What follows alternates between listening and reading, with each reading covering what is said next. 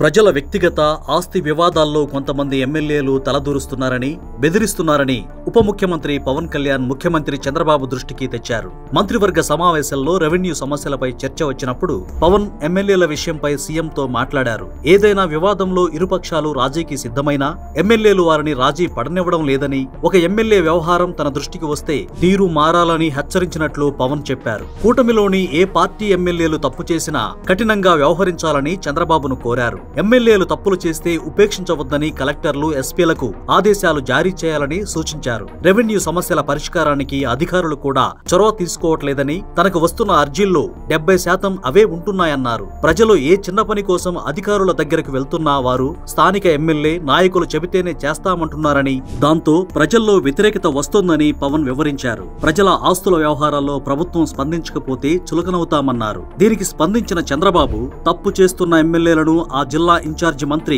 దారిలో పెట్టాలని, అలాగే ఇన్ఛార్జి మంత్రులే చొరవ తీసుకుని రెవెన్యూ సమస్యలు పరిష్కరించాలని సూచించారు. ఎమ్మెల్యేలు తమ పనితీరు మార్చుకోకపోతే కొందరికి వచ్చే ఎన్నికల్లో సీటు ఉండదని హెచ్చరించారు.